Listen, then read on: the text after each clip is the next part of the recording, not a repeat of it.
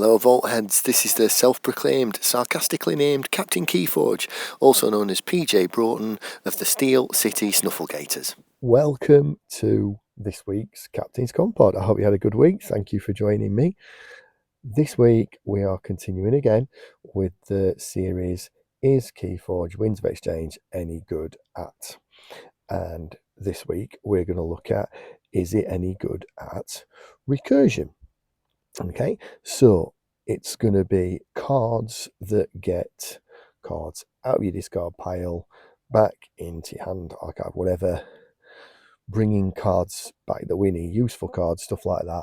Think things like Nip and Seed in the old Coda days, stuff like that. So yeah, on we'll go with it. So in KeyForge Winds of Exchange, there are 7 new cards that do this, that get a card out of the discard pile and get it back into your hand or into your deck and let you find a way of using it again. So 7 new ones. So that's a decent looking number. Also then on top of that, now this is a lot smaller, there's only 1 reprinted card that will drag a card back out of your discard pile.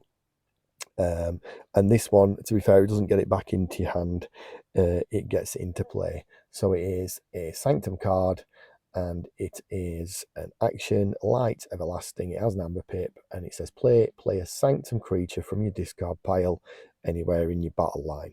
It doesn't come into play ready, but it does allow you to play it, a lot like Exhume did, although Exhume allowed you to play any house, not just a Sanctum one. So yeah, that is your reprint. I thought I'd mention it. Light everlasting. But yeah, just 1 reprint. So most of the cards we're going to be talking about this are going to be new cards. So yeah, 7 and 1. That gives you 8 cards in total that drag a card out of discard and put it back into your hand or into your deck. So yeah, 8. It's not the largest of numbers. As I've said before on some of my other videos, you're looking at a card pool in Winds of Exchange of 403 cards. Okay, so yeah, I possibly ought to compare that to the other sets because I haven't done that yet. But yeah, 403 cards. So 8 cards out of 403 is 1.98% of cards. I mean, you're always going to have 36 cards in your deck. Again, it's quite a low chance when there's only 8 cards in the set, and you've got 36, that you're going to have a lot of these cards. You're probably going to be looking to get the 1, but you might get more than that. So we'll go into the house breakdown next. So first of all, I've got Saurian, and I've also got Star Alliance. Okay, so they are the lowest houses.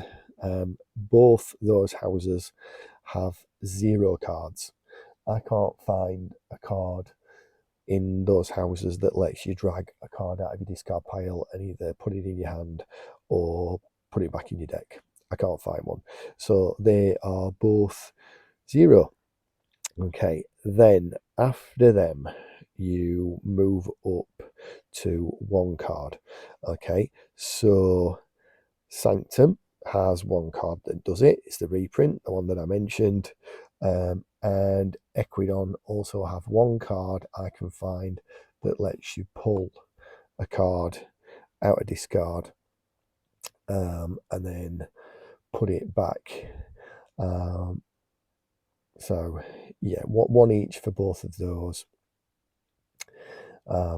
So that's 4 out of the 7. Have a think what you think is going to come next. Take a punt, have a guess.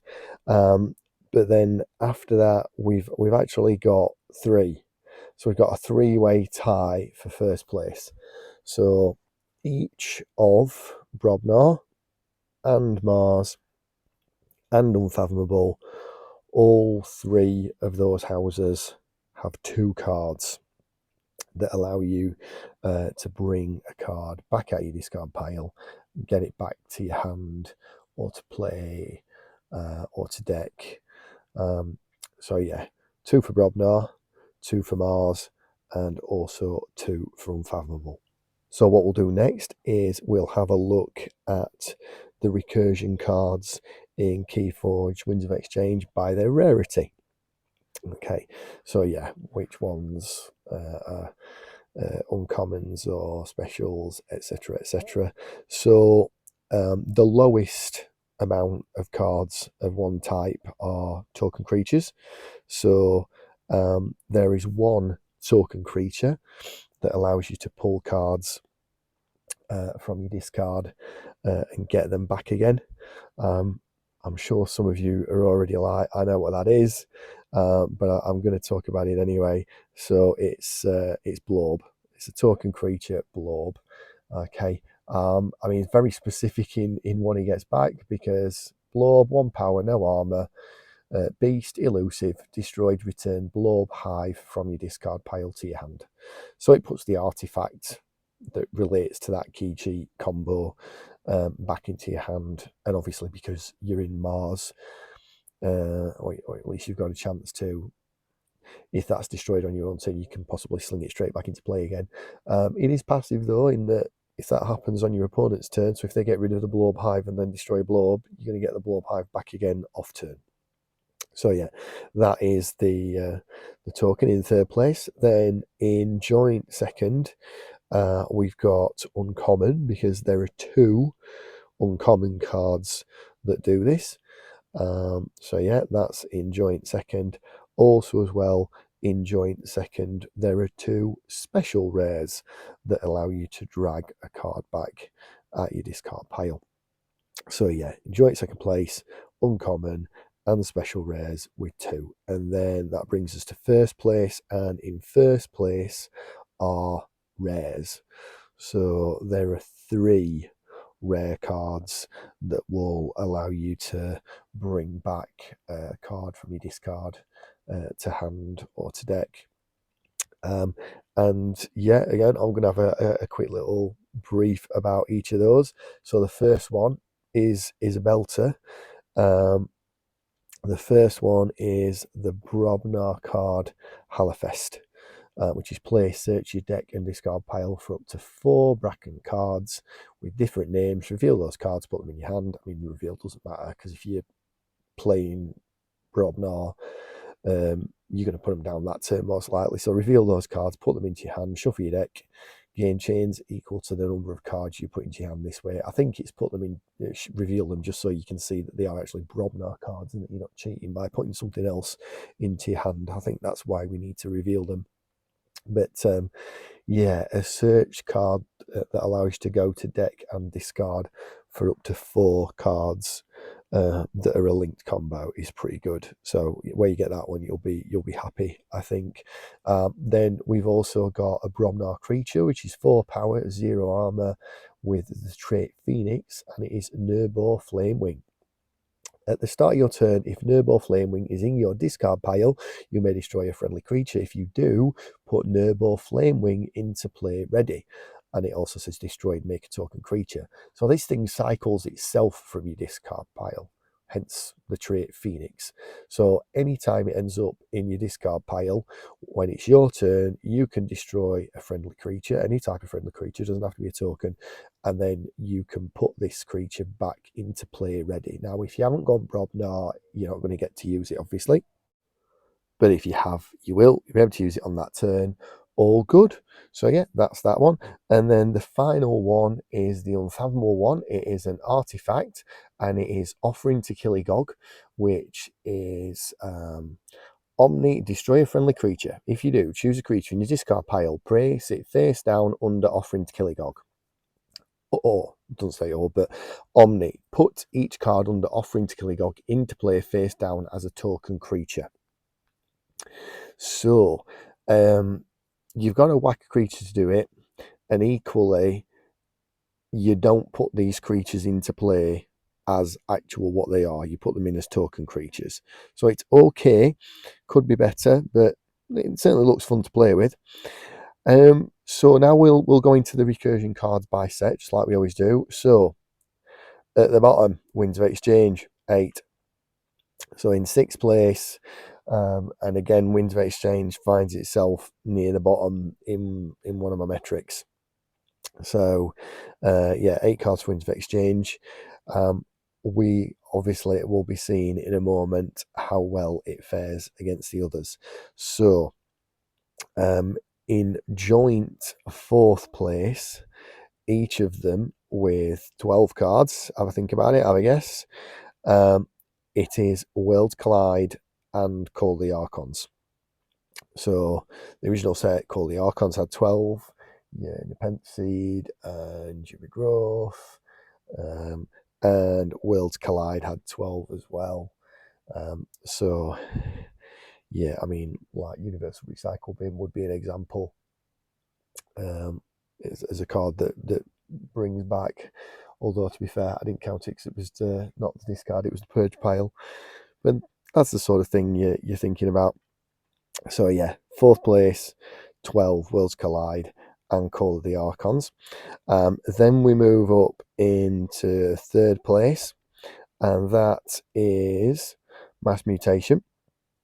Okay, so Mass Mutation had 13 cards, which would get something out of your discard pile and bring it over to your hand. I mean, I love Resurgence. Resurgence is a great card. Enhance with a draw and pull a mutant and a standard creature. That's a cracking card. But yeah, 13 in Mass Mutations. Then we move on to 2nd place. And in 2nd place is Age of Ascension with 14.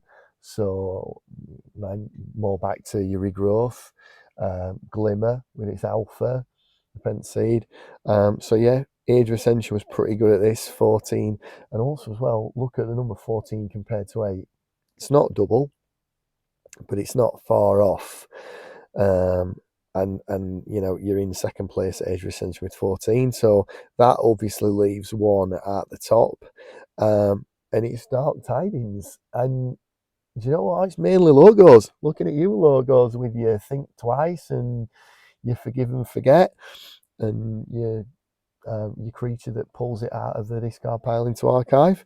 There are 16 cards in Dark Tidings.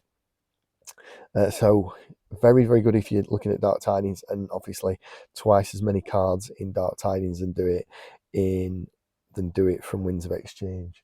So yeah, that's what we think of that. So what do you think? I've gone through all that. What do you think now? Do you think I'm having is Winds of Exchange any good at Recursion? Do you think I'm saying yes, or do you think I'm saying no? What do you think? Well, after all of that, I am going for no. No, it's not. And again, it comes down to comparing it against other sets. It's got 8 cards. The next lowest was 12, which is 50% more, and that's the next lowest. The best was 100% more because it had just outright double. So when you've got 100% more with outright double, and you've got 16 instead of 8, which is literally outright double, you're really lagging behind. It's not even close to any of the other sets. So yeah, I mean, I'd like it to be possibly a yes, but no, it is an outright no. The cards are just not there in Winds of Exchange to help you necessarily get back the cards that you need from your discard pile as and when you need them. So we'll see what other mechanics it's good at, and how it can help make up for it. So yeah, as ever, what do you think? Do you agree? Do you disagree? Feel free to, comment on Twitter or send an email, comment on the Facebook post. I will be in a few Discord channels, so you'll be able to chat with me on there about it, say where you agree, where you disagree, why. But yeah, as ever, thank you for joining me for another Captain's Commpod. I appreciate it. This series will continue just like it always does. Haven't decided what I'm going to look at next, but we will be carrying on. And as ever, may the forge be with you.